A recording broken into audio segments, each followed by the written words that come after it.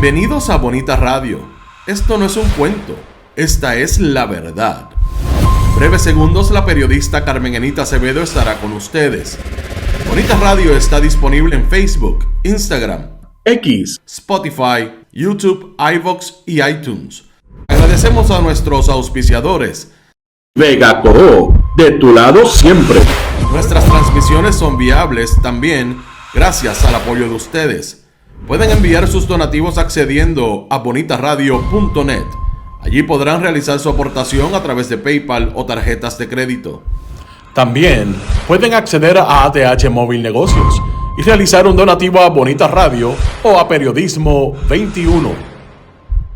Pueden enviar un cheque o giro postal a PMB número 284, P.O. Box 194000, San Juan, Puerto Rico 00919-4000. Bonita Radio. Esto no es un cuento. Esta es la verdad. Con ustedes, la periodista Carmen Enita Acevedo. En directo, desde el estudio, Roberto el Indio Acevedo.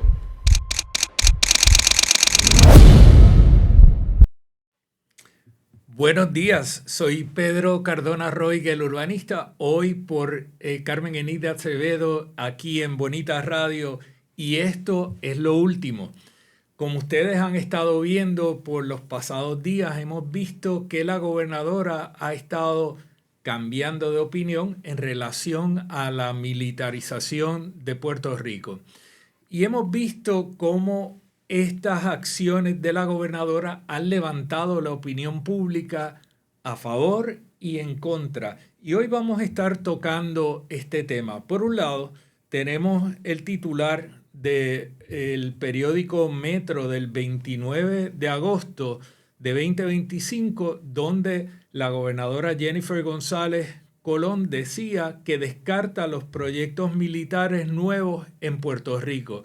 Y sin embargo, de otra parte, el 2 de septiembre, en el mismo periódico, ella dice que confirma ejercicios militares en Puerto Rico. Y en el día de ayer recibió a el director de lo que anteriormente era el Departamento de la Defensa de Estados Unidos, que ahora se conoce desde ayer como el Departamento de Guerra.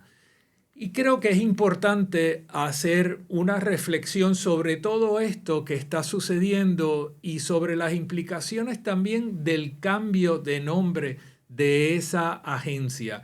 El pasar a llamarse de Departamento de la Defensa a Departamento de Guerra ciertamente está enviando un mensaje a toda la nación estadounidense, pero también al mundo entero. Y una de las cosas que tenemos que reflexionar es sobre todas estas alegaciones que se están haciendo en el contexto caribeño en torno a Venezuela, ¿verdad? Yo creo que muchos de los que vivimos en Puerto Rico, y ciertamente es mi posición, buscamos que los gobiernos que reconocemos sean gobiernos democráticos, gobiernos que responden al pueblo al que pretenden representar.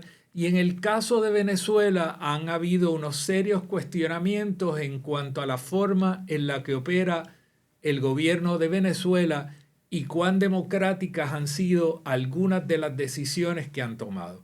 Y si nosotros reflexionamos sobre el gobierno de Estados Unidos y las acciones del presidente Donald Trump y cuán antidemocráticas han sido algunas de esas determinaciones, también lo podemos hacer en torno a otros gobiernos y otros países, siempre reconociendo la autonomía que tienen los distintos pueblos. Y si escogen a un régimen dictatorial en El Salvador o en Venezuela o en cualquier otro lugar, es una cosa y distinto es en la tierra de uno. En el caso de Puerto Rico, cuando hablamos de las acciones de Jennifer González Colón o de Tomás Rivera Schatz, cuando aumentaron el número de jueces en el Tribunal Supremo o cuando pretenden tomar control desde el Ejecutivo de agencias que son autónomas por diseño,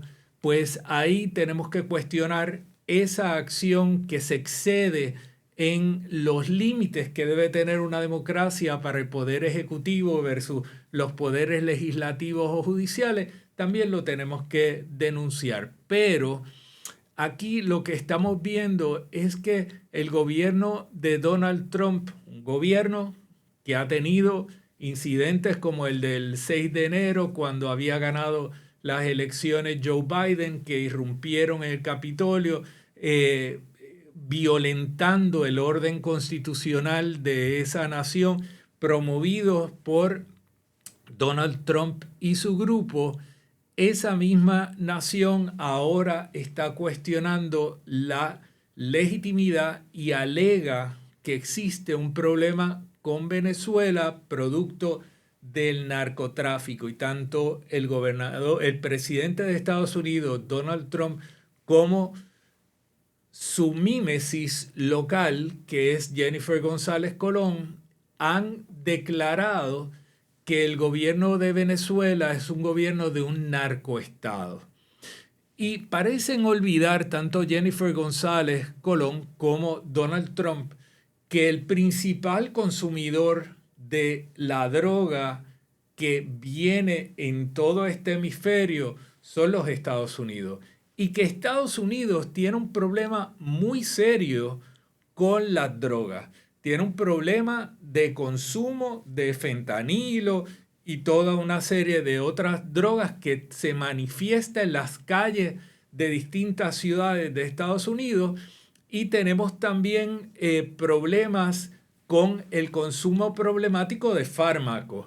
Así que es Estados Unidos el que genera una demanda por esas drogas que producen otros países.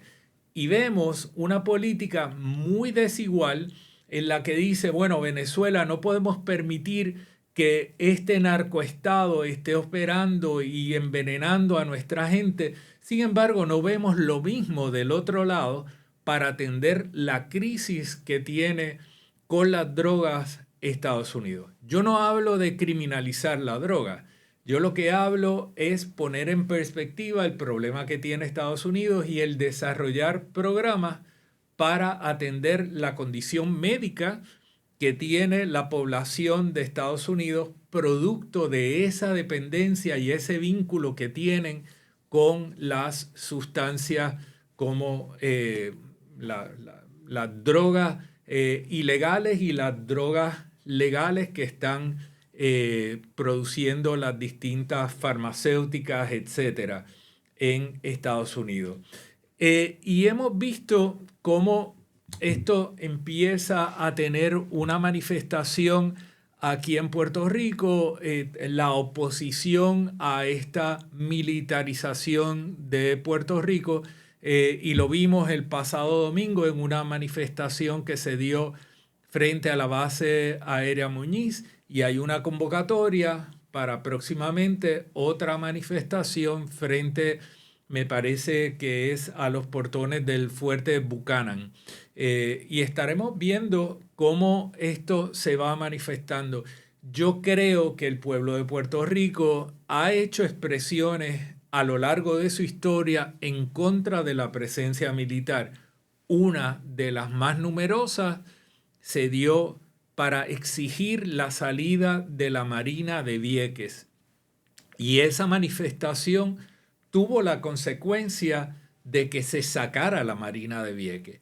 Y fue una de las manifestaciones más multitudinarias que ha tenido este país. Creo que a la par de la manifestación para exigir la renuncia de Ricardo Rosselló Nevares, han sido las dos manifestaciones más grandes que ha tenido este país, donde reclamó multitudinariamente y fuera de líneas partidistas la salida del ejército de Estados Unidos, en ese caso de la base de Vieques. Aquí está la publicidad y la convocatoria para el 13 de septiembre frente a la base del fuerte Buchanan, para exigir la el cese de la militarización de Puerto Rico y convocan Madres contra la Guerra, quienes estuvieron presentes también en la manifestación del pasado fin de semana frente a la base aérea Muñiz.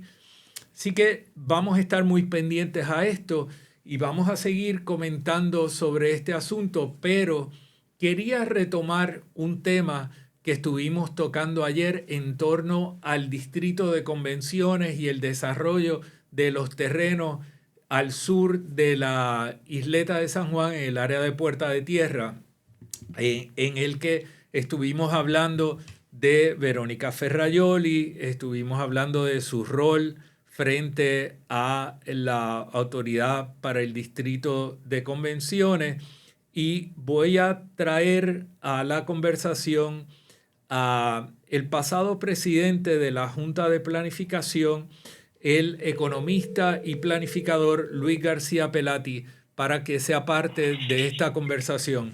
Luis García Pelati, buenos días. Estamos aquí en vivo por Bonita Radio en Esto es lo Último. ¿Cómo estás? Saludos, muy bien, buenos días, saludos ahí a tu audiencia. Muchas gracias, gracias por acompañarnos. Mira, Luis, en el día de ayer estuvimos hablando por la mañana acá en Bonita Radio de la noticia que había salido publicada en torno a cuán atrasados estaban los proyectos de desarrollo de la parte sur de la isleta de San Juan, el proyecto de Bahía Urbana, y esto se suma a una conversación que habíamos tenido previamente en torno al desarrollo de los terrenos que quedan en la parte de atrás del distrito de convenciones. Y surgen varias cosas de esa nota de prensa que fue publicada el pasado domingo en el periódico El Nuevo Día. Una de ellas es que aquí hay una compañía que se llama Interlink, que tiene control de unos terrenos, que obtuvo control de esos terrenos a cambio de la preparación de un plan maestro. Sin embargo, no ha hecho el plan maestro, pero tiene los terrenos. Y me gustaría hablar contigo de ese asunto y también combinarlo con el tema de cómo es que la ley requiere o cuáles son los requisitos de ley para poder adjudicar un contrato a una compañía como puede ser Interlink cuando se trata de una corporación pública como la autoridad. ¿Qué tú tienes que comentar sobre esto?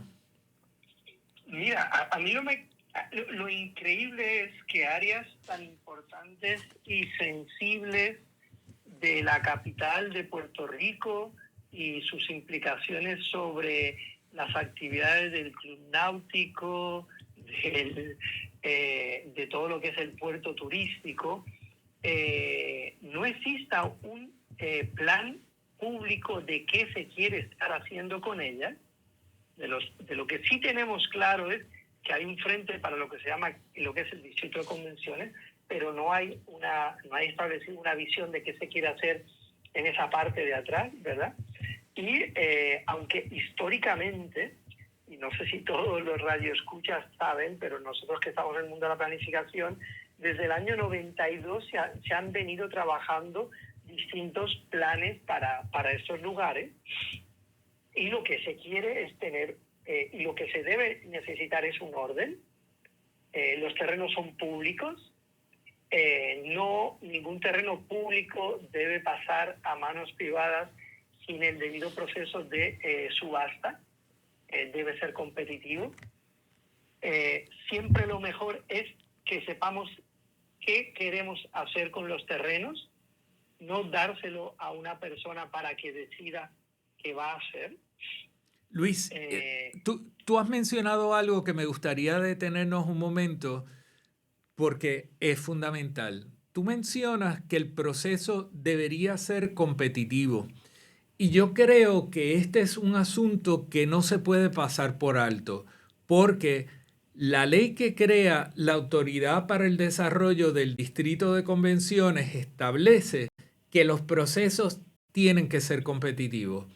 y que los procesos tienen que ser mediante subasta para recibir cualquier tipo de servicio.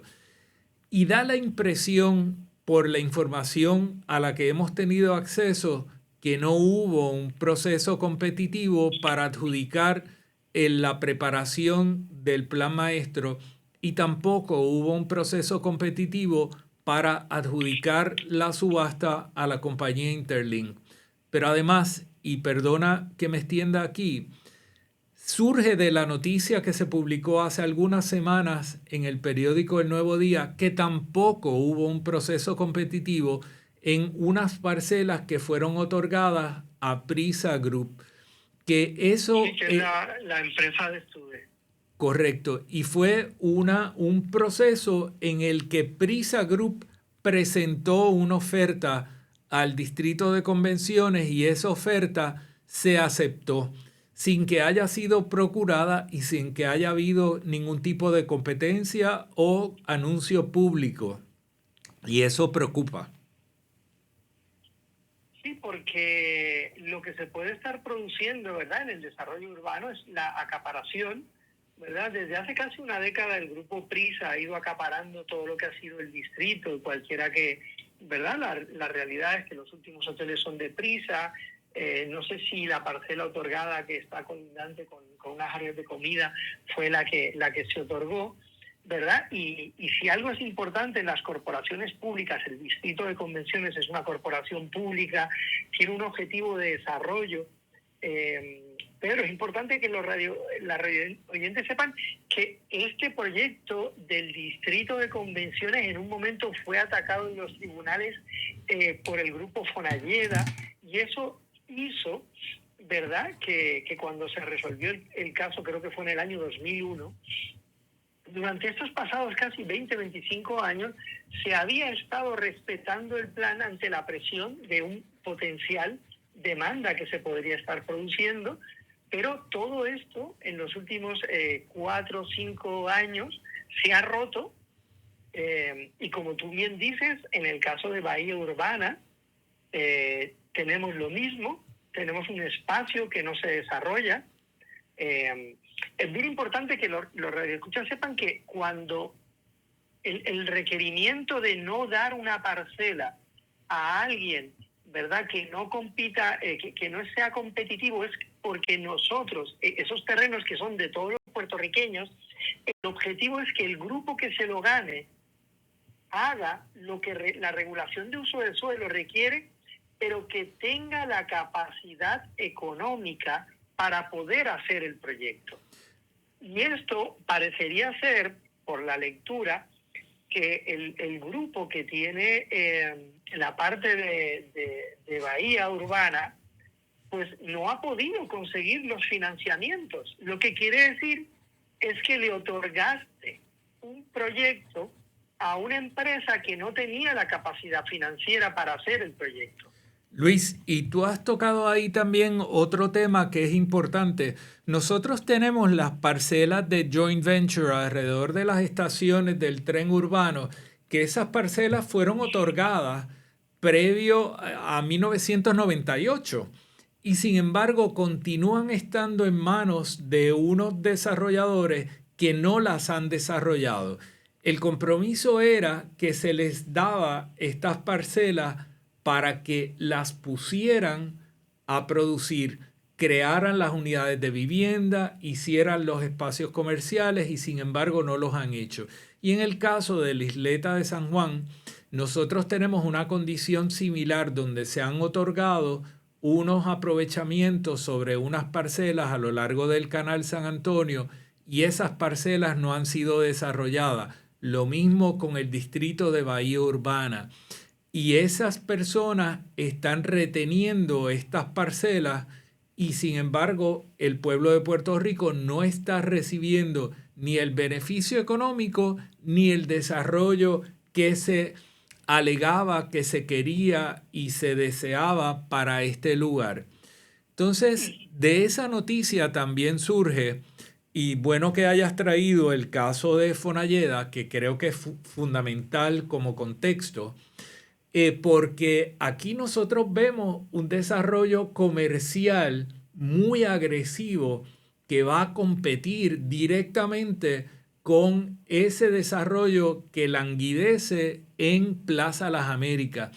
No sé si es que Empresa Fonalleda ya no tiene relevancia y por lo tanto ha pasado a otro plano, o es que aquí hay otros factores que median, pero ciertamente eso que anuncia Jacobo Ortiz Blanes en sus declaraciones al periódico El Nuevo Día, en el pasado hubiera sido un imposible, porque hubieran saltado todas las personas de Empresa Fonalleda en contra de esas declaraciones. Bueno, y el mismo periódico que presenta todos estos proyectos luego habla de Roosevelt Road y es el mismo problema. Roosevelt Road se otorgó en unos contratos durante el cuatrenio pasado, que parte de los proyectos también lo tiene el grupo Prisa, creo que hay un grupo venezolano, y el tema aquí siempre es pasar el terreno a un privado, cambiar las regulaciones para que luego ese privado obtenga unos beneficios. Y yo no sé en el caso de Roosevelt Road si hay fondos federales, pero entiendo que en el caso de el Frente Portuario, Bahía Urbana y el Distrito, se están utilizando unos fondos federales, ¿verdad? Si yo fuera el Departamento de la Vivienda Federal, estaría mirando qué está pasando con este dinero o si se está utilizando el dinero de fondos federales para el beneficio de unos grupos en particular. Porque y unos privados, cosa que estuvimos hablando ayer. Claro, yo quisiera ser el dueño de una parcela, yo sé el potencial que tiene una parcela, tanto en el distrito como en Puerta de Tierra, pero la gente no me puede, el gobierno no me puede dar una parcela a mí para que yo la desarrolle en un futuro para el mejor beneficio de mis hijos, porque al final el objetivo aquí y la planificación urbana tiene que ser beneficio de todos. Y aquí no estamos en contra del desarrollo, existe un potencial, se debe desarrollar el área de Puerta de Tierra, se puede estar desarrollando, pero las ventajas que van a tener unas edificaciones frente al Canal San Antonio se podrían estar utilizando para crear la vivienda de interés social que es tan necesaria en Puerta de Tierra, la rehabilitación de proyectos, ¿verdad?, de sección 8, y donde el éxito del desarrollo de un proyecto que puede tener un fin más comercial termina compensando impactos sociales también. Por eso es que la planificación se debe estar haciendo y debe ser pública. No se pueden estar repartiendo parcelas sin seguir los requisitos reglamentarios. Claro, es que va a llevar a un desastre. Todas esas transacciones que se han hecho a puerta cerrada, en cuartos oscuros, creo que son muy problemáticas. Y tú has tocado aquí varios asuntos que son fundamentales, pero me gustaría tocar un momento dos temas que has traído. La relación que deben tener estos proyectos con las comunidades y el beneficio que deben generar estas actividades para las comunidades existentes. No solamente el rendimiento económico del inversionista, que es importante que la rentabilidad exista, o si no, esta persona se va a quiebra. Pero lo que no puede pasarse por alto es el beneficio que estas actividades deben generar para el pueblo de Puerto Rico. Y parece ser el gran ausente, porque hemos visto en el área de Puerta de Tierra cómo se ha desplazado a la población histórica y los proyectos que se han planteado no generan ningún tipo de beneficio para las comunidades históricas en ese sector. De hecho, hoy las condiciones que existen allí son todavía peores que las que existían previamente para las comunidades históricas del sector de Puerta de Tierra. De otra parte, sí. Ajá, sí. Adelante. Quería aclarar un punto. Estas estrategias de permitir desarrollos y estar haciendo vivienda de interés social lo ha hecho la ciudad de Chicago, la ciudad de Boston, la ciudad de San Francisco. O sea, es importante. Y lo otro que quería destacar como punto es que estos sectores, aunque parezcan atractivos, requieren una inversión en infraestructura para que ocurra el desarrollo. Y esa infraestructura debe ser desarrollada con anterioridad para que no ocurra, y no quiero cambiar el tema, lo que pasó en Río Bayamón, pero Claro. continúo con tu tema. Pero importante también ese asunto, porque la infraestructura en este caso se está haciendo con unos 130 millones de dólares de fondos federales que están en entredicho y no se han podido utilizar porque esa infraestructura se va a construir en unas parcelas privadas. Aquí se transfirió título de unas parcelas y los programas de asistencia federal impiden el que se esté dando fondos a actividades privadas o a parcelas privadas. Entonces aquí hay un conflicto clarísimo en todo esto. Lo descrito en el periódico, si lo lee cualquier persona del Departamento de la Vivienda de Puerto Rico o del Departamento de la Vivienda Federal, alguien levanta una bandera roja del tamaño del viejo San Juan, porque ahí tú no puedes traspasar propiedades que luego van a ser financiadas con infraestructura. Entonces, de repente nos preguntamos cuál es el problema de vivienda de interés social, y de ese artículo lo que parece ser es que estamos dedicando cientos de millones de dólares para unos desarrollos que obviamente van a estar en un mercado mucho más caro,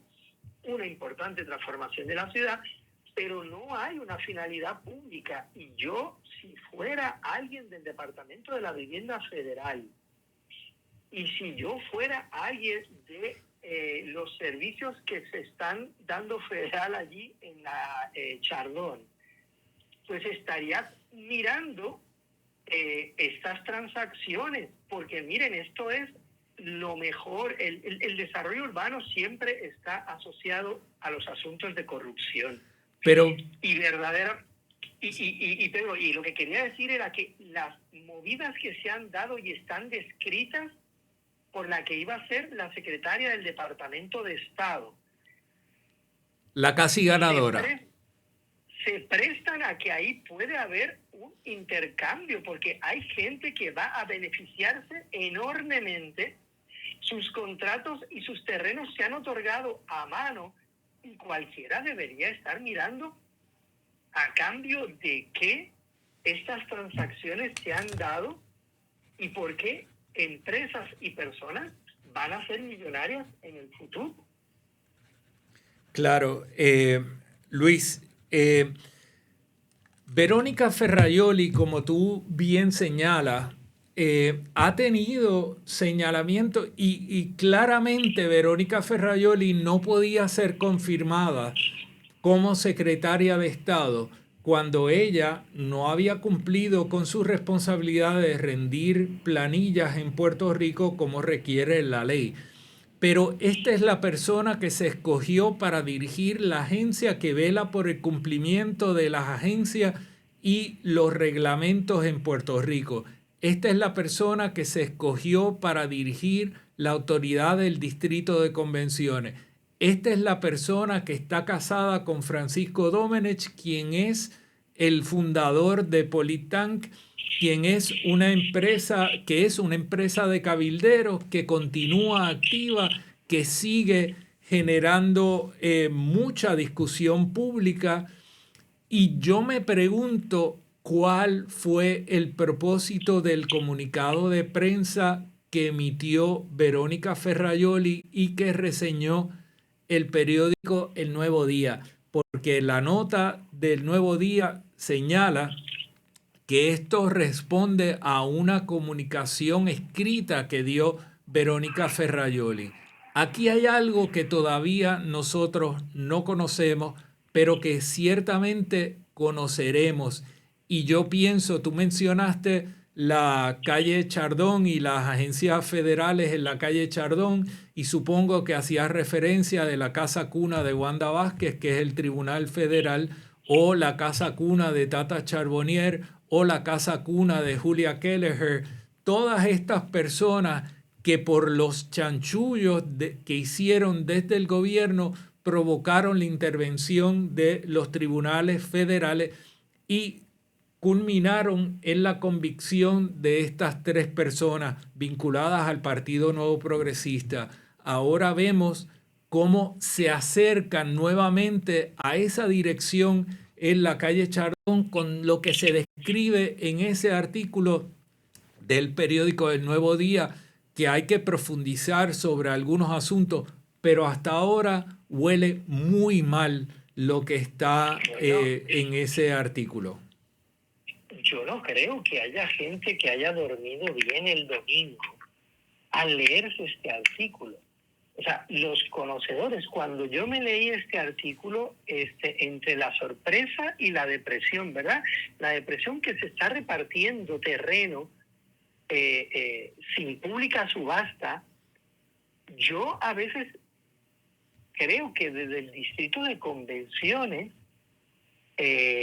no sabían lo que estaban haciendo. Yo imagino que alguien va a venir ahora a ver cómo arregla todo esto, porque, ¿verdad? Como tú dices, si yo soy una agencia que me dedico a ver que las cosas operen de la manera correcta, si yo soy una agencia federal que estoy repartiendo fondos y me leo ese artículo, siento que se están utilizando los fondos de manera indebida.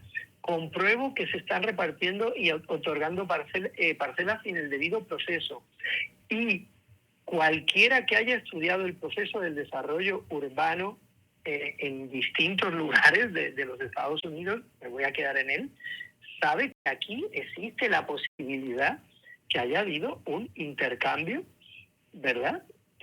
Porque alguien está obteniendo un gran beneficio, parece ser, a cambio de nada, de que o se viste bien o es muy guapo.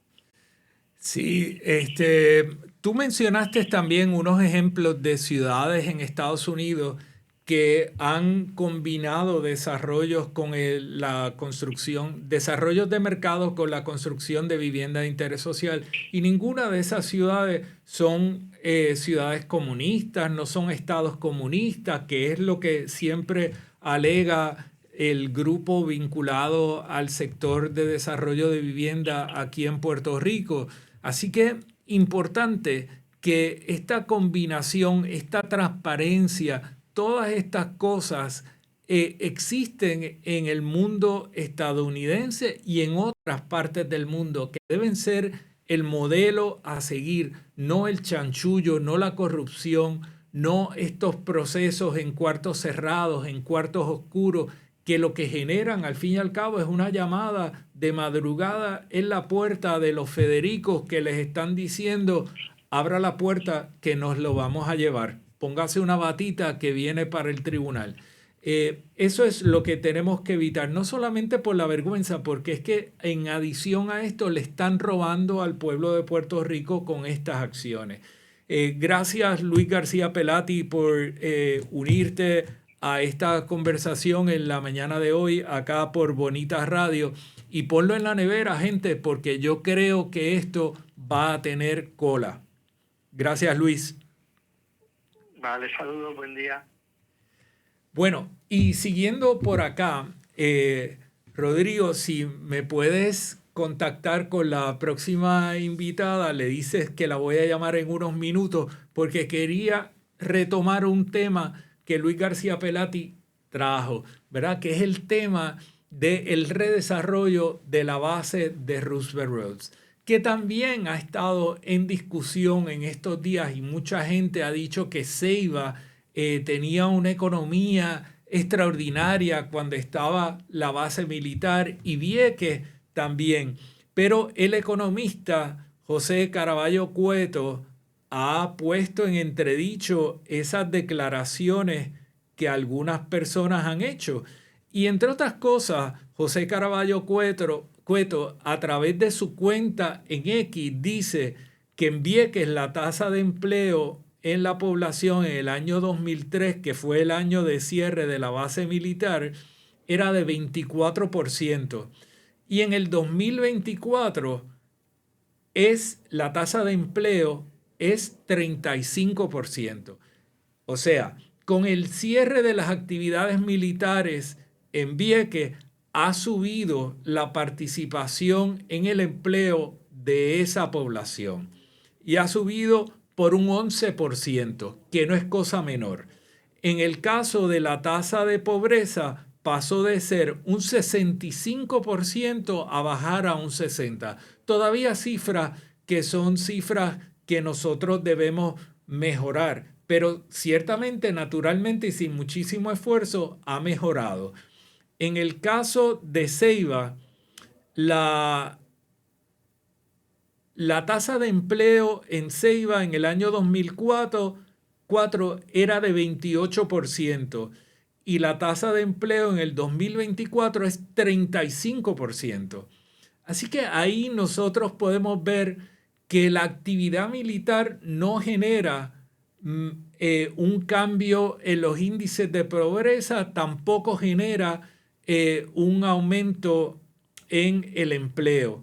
La tasa de pobreza en el caso de Ceiba en el año 2000 era un 39% y en el 2023 es un 42%. Así que tenemos que estar pendientes a estos datos y tenemos que buscar fuentes de información que sean confiables, como el doctor José Caraballo Cueto, que es un reconocido economista y que ha estado estudiando estos asuntos durante años para poderlo poner en contexto. Pero quería también saludar por aquí a Florence Ramos y a Ana Rivera. Buenos días, gracias por estar conectada aquí a Esto es lo Último. Tenemos también a José Jiménez. Buenos días Evelyn Aquino, Ivonne, Migdalis. Saludos desde Michigan. Saludos desde Puerto Rico a Michigan, debo decir. Y ahora aquí está, bueno, José Jiménez, se está leyendo tu nombre, seguro. Saludos también a Alex Molina y a Cabo Rojo, está aquí en la casa, Luis Matías. Tenemos un montón de gente conectada. Saludos, Joana. Saludos, Ilka. Yo creo que sí, usted lleva razón. Estamos ante una manifestación de un abuso y un maltrato que nos debe preocupar a todos. Nos preocupan las declaraciones de la gobernadora Jennifer González y es importante, que yo creo que no representan a la mayoría de los y las puertorriqueños. Los puertorriqueños nos hemos expresado reiteradamente en contra de la guerra, en contra de la actividad militar, y ciertamente en nuestro territorio nosotros hemos insistido en que debe cesar la presencia de bases militares. Hay rodillas peladas por todos lados, por eso están repartiendo rodilleras en varios sitios para que se protejan las personas que suelen arrodillarse. Saludos también a Luz Coleman desde Nueva York. Saludos a todas las personas que están conectadas.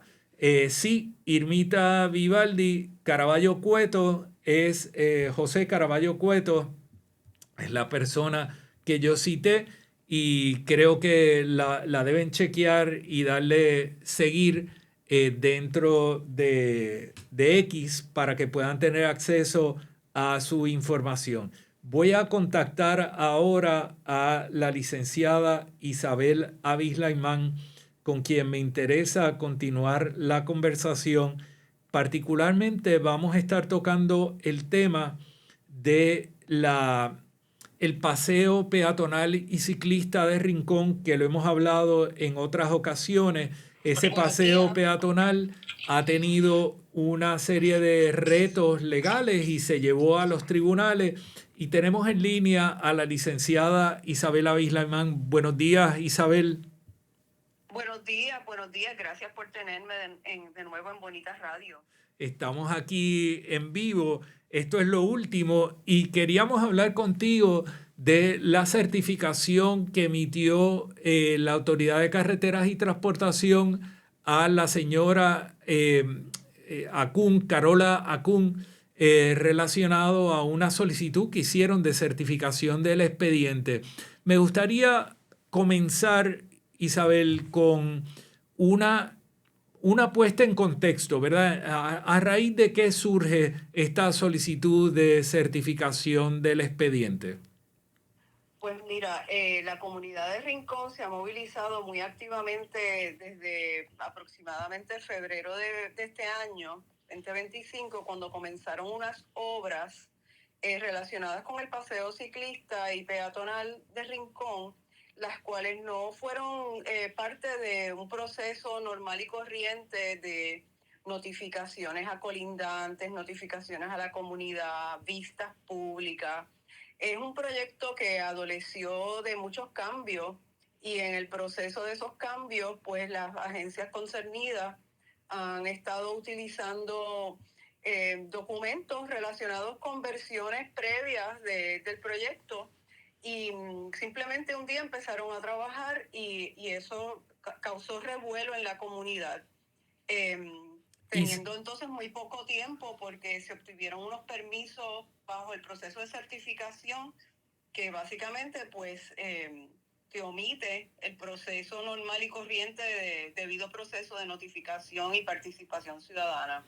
Isabel, y un momento para beneficio de la audiencia. Entre esos documentos que se han estado invocando, ¿verdad? Y se ha estado reclamando, está la declaración de impacto ambiental, está también el deslinde de la zona marítimo terrestre, están todos los detalles del trazado oficial y final de este paseo y la consideración que se dio a los posibles impactos a yacimientos arqueológicos y a hábitat críticos de especies a lo largo de ese recorrido. Y eso se cuestionó desde el día 1 y aparentemente en el expediente no estaban esos documentos. Cuando se certifica este expediente a la señora Carola Acún, ¿se incluyen esos documentos que se habían estado reclamando? Lo que hizo Carreteras es lo mismo que hizo en respuesta a la resolución 73 que había promocionado el senador Eliezer Molina, solicitando una copia del expediente relacionado con documentos, por ejemplo, de Fish and Wildlife y documentos esenciales para establecer la premisa para por qué este proyecto se podría certificar. Y bueno, se supone que Carreteras entonces proveyó un enlace público o abierto, que es el que se utilizó posteriormente en el caso que se llevó en Aguadilla por los 7 colindantes. Y en este caso que lleva la señora Acún, pues también proveyeron un enlace, entiendo que es el mismo enlace, que a lo mejor ha tenido algunas modificaciones, pero en esencia es lo mismo. No tienes el deslinde actualizado, no tienes los documentos ambientales. Y bueno, quiero mencionar porque es importante, que a través de una organización que se llama Correlations, obtuvimos unas indicaciones que realmente el proyecto no cuenta con las evaluaciones ambientales previas que se supone que se cumplan para tener la supuesta exclusión categórica federal. La exclusión categórica federal, quiero decir que es un proceso de evaluación, no es una sola cosa y sales corriendo. Entonces quiero mencionar una inconsistencia, porque si en algún momento había una declaración de impacto ambiental que nunca se produjo como parte del expediente de carretera, eso primero tendría que estar relacionada a una versión previa del proyecto. Y segundo, si tú tienes la exclusión categórica federal, no necesitas la declaración de impacto ambiental. Así que hay una contradicción entre lo que las autoridades están representando, que están haciendo con estos documentos viejos, ¿verdad? Viejos, como utilizándolo para un proyecto nuevo.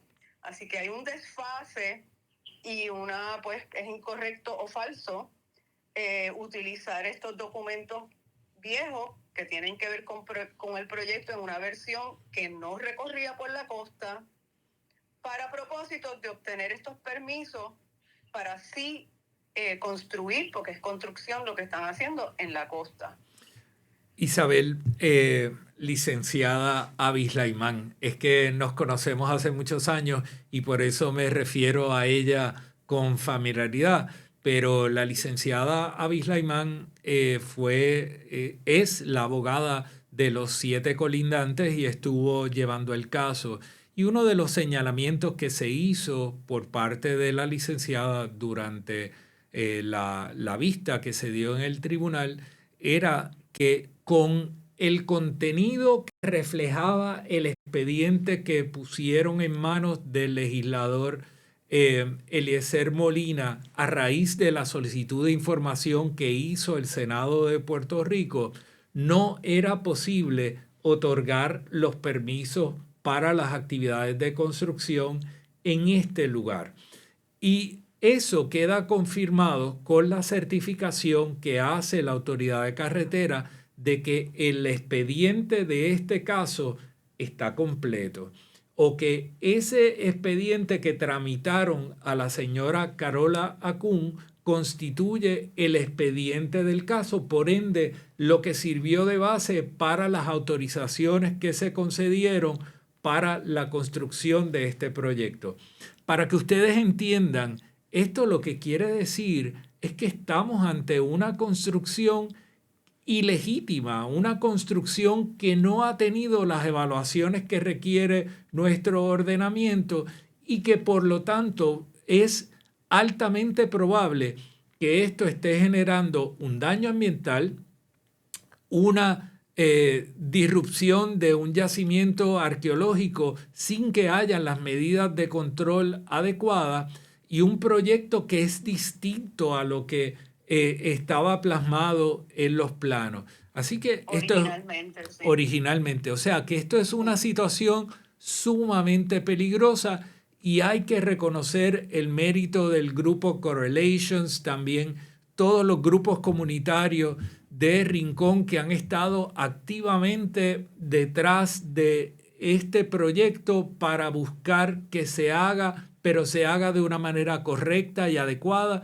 sin los impactos ambientales que hemos visto que se proyectan de estas acciones. Y todo en cumplimiento con la ley, porque realmente lo que ha hecho todos estos casos, los 7 colindantes, los ciudadanos de Rincón, Correlations, es reclamar al Estado el cumplimiento con sus propias leyes. No es otra cosa. Entonces, quiero señalar y subrayar, Pedro, que el efecto neto de la investigación que ha estado llevando a cabo Correlations, que ha ido obteniendo documentos de agencias federales para saber sobre el alegado estatus del proyecto, de la evaluación del proyecto frente a las agencias federales. En una agencia federal ni siquiera hay rastro de que haya ni siquiera comenzado un proceso de evaluación de impacto ambiental federal. En otro, que no han terminado en junio de 2025. ¿Qué te dice eso? Que en abril de 2024, cuando se solicitaron los permisos, no había una exclusión categórica federal. Eso es una premisa falsa. Así que allí, en el tribunal, y han reiterado a través de diferentes medios, que existe una premisa de que hay una exclusión categórica federal y por eso es que ellos pidieron permisos automáticamente hasta sin evaluar, porque como ellos ya la tienen, pues nosotros no tenemos que evaluar tampoco. Pues mira, no la tienen, la premisa no existe. Licenciada, y obviamente aquí hay que levantar que posiblemente los funcionarios que declararon ante el tribunal incurrieron en perjurio porque le dijeron al tribunal que todo estaba al día, que todo estaba en cumplimiento, tanto la representante del Departamento de Recursos Naturales y Ambientales como de la Autoridad de Carreteras y Transportación, e hicieron referencia a la existencia de unos documentos que no existen, y la de OCPE. y hicieron referencia a unos documentos que en efecto no existen en el expediente. Entonces, Correcto. creo que... O sea, se ha adelantado una narrativa oficial sobre una estructura legal que no existe. Y hablando de estructura, el reglamento conjunto tampoco estaba vigente en el momento que están repartiendo estos permisos. Claro, estamos ante un reglamento ilegítimo que ha sido objeto de múltiples pleitos en los tribunales, que fue declarado nulo, que fue ordenado por el Tribunal Supremo a que no continuaran utilizándolo. Sin embargo, Héctor Morales, presidente de la Junta de Planificación, en un abierto desafío a la autonomía de la rama judicial, decidió continuar utilizando ese reglamento ilegítimo, y eso tiene sus consecuencias y lo hemos hablado. Isabel Abislaimán, licenciada, muchísimas gracias por acompañarnos en la mañana de hoy y traernos luz en relación a este tema que es sumamente importante para todos, pero muy particularmente para los residentes de Rincón. Siempre se quedan cositas pendientes, pero a la orden siempre. Gracias mil, gracias mil. Ok, que la paz. Bye. Ahí escucharon a la licenciada Isabel Abislaimán y yo creo que aquí nosotros estamos cerrando un loop de toda una conversación en la mañana de hoy que gira en torno a acciones oficiales que van en contra de las leyes que se supone que estas agencias y estas entidades que están ordenadas por nuestras leyes cumplan. Sin embargo, no lo hacen y tenemos que reclamar y levantar nuestra voz. Tenemos que estar también muy presentes en toda la discusión pública y también en las calles para expresar nuestro sentir en torno a la militarización de Puerto Rico. Tenemos que buscar las fuentes de información correctas y conocedoras para que podamos tener los datos necesarios para el análisis de cosas que se repiten por fotutos en distintos foros y dicen que la actividad militar tenía a Ceiba en una mejor posición y no hablan de los índices de pobreza, no hablan de la participación laboral, no hablan de los daños ambientales, no hablan tampoco de la presencia de cáncer en estas poblaciones, no hablan tampoco de la prostitución en estos lugares, no hablan de la disparidad en los ingresos de los que están dentro de la base y los que están fuera. Y tenemos que entrar en esta conversación nuevamente. Esto parecía superado a principios de este milenio, sin embargo, no es el caso. Estamos nuevamente hablando de estos asuntos porque vuelven a ser relevantes, porque lejos de adelantar la administración actual de Jennifer González Colón y de Donald Trump en Estados Unidos, nos han estado regresando a 1950, al panorama de una guerra fría, al panorama de un país ocupado por una presencia militar indeseable en Puerto Rico y a toda una serie de condiciones de inestabilidad que nosotros no queremos y tampoco estábamos buscando. Por aquí tenemos muchos comentarios. Hay personas como Florence que tiene ideas de dónde debe ir Jovín, a dónde lo deben mandar para que defienda la democracia. Ustedes pueden leer sus comentarios. Gracias a Sandra García, gracias a Alex Molina. Y a todas las personas que se han conectado en la mañana de hoy a esta transmisión. Creo que son temas importantísimos, temas que siempre se quedan, asuntos que debiéramos estar ampliando, pero continuaremos con esta conversación sobre estos asuntos porque esto es lo último y ustedes no se olviden que tienen que poner todas estas cosas en la nevera porque no van a desaparecer. Y además lo que estamos hablando aquí, ustedes van a ver más adelante cómo se manifiesta. Lo vamos a ver en las investigaciones federales que van a surgir de esos contratos y esos fondos que se han estado otorgando para el financiamiento de infraestructura en parcelas privadas a escondidas del gobierno federal, pero que ellos mismos, por su torpeza en las comunicaciones, hicieron públicos a través del reportaje del periódico El Nuevo Día.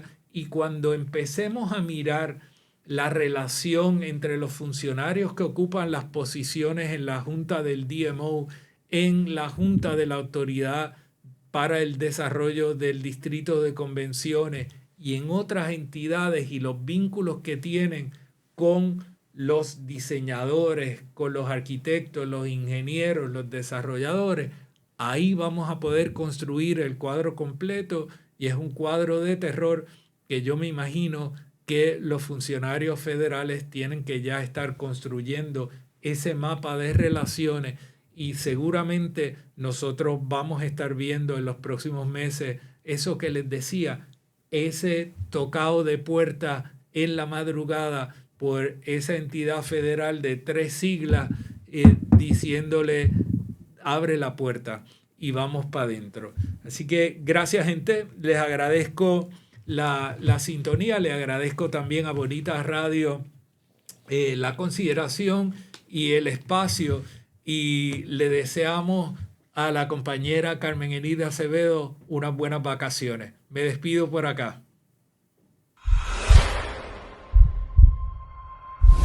Este programa fue traído a ustedes por Vega Coop, de tu lado siempre. No olvide que puedes realizar sus donaciones a través de ATH Móvil Negocios, a Bonita Radio o a Periodismo 21. O puede acceder a nuestra página de internet bonitaradio.net y donar a través de PayPal o tarjetas de crédito. También puede enviar cheques o giros postales a nombre de la Fundación Periodismo Siglo XXI, PMB 284, P.O. Box 194000, San Juan, Puerto Rico 00919-4000. Bonita Radio, esto no es un cuento, esta es la verdad.